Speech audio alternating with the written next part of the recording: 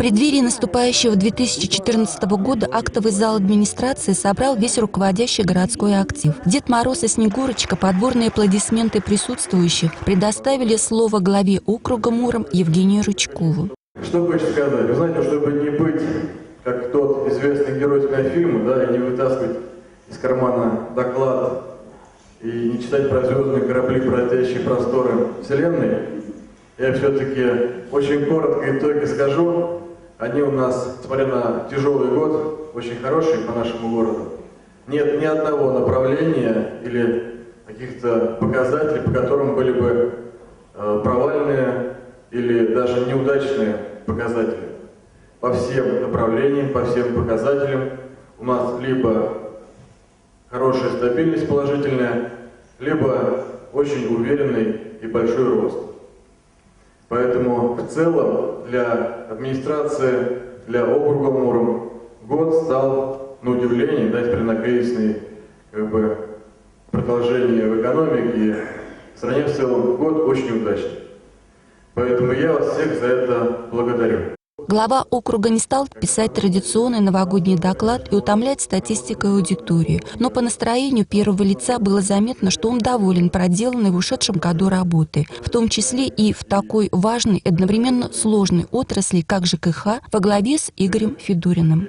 Очень хочется в наступающем году не только ваши морально-волевые качества и организаторско-командные возможности работы на город, но еще и, скажем так, современные технологии, современные подходы, и чтобы мы немножко ушли от тех еще советских заквасок, а перешли, наконец, хотя бы на компьютерную технику. Ну, такая работа. Очень много у людей ожиданий от ЖКХ. Да, это самая больная или болезненная, самая востребованная, самый большой запрос на это население, поэтому ему нужно отвечать, мы никуда не денемся, и требования очень высокие при маленьком финансировании, при недостаточном, может, даже кадровом обеспечении, но все это придется решать. Глава отметил устойчивый рост экономики округа, обеспечение социальной стабильности и наращивание эффективности использования бюджетных средств. Кстати, финансовое управление администрации заняло первое место в регионе по итогам работы в ушедшем году. За прошлый год сдано в эксплуатацию 27 тысяч квадратных метров жилья, что вдвое больше 2012 года. В 2014 году предстоит ввести в эксплуатацию сразу 2 жилых микрорайона, что на уровне ударных строек советских времен. Однако коротко по-праздничному было сделано замечание в адрес городских предпринимателей.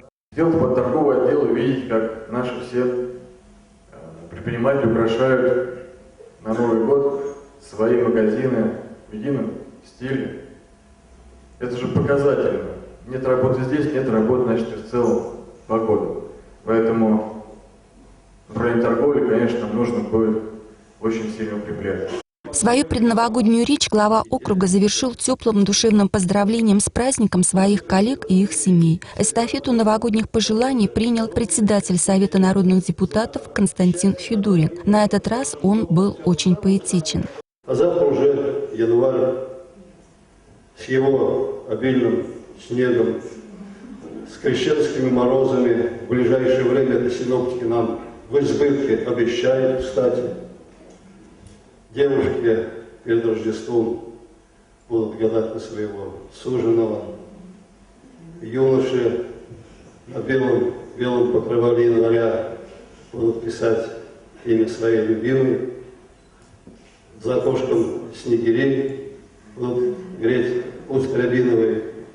Волшебный месяц, вот такой вот месяц открывает 2014 год. Пусть Новый год счастливым будет. И чтобы он радостно прошел, пусть рядом будут те, кто любит, и те, с кем очень хорошо.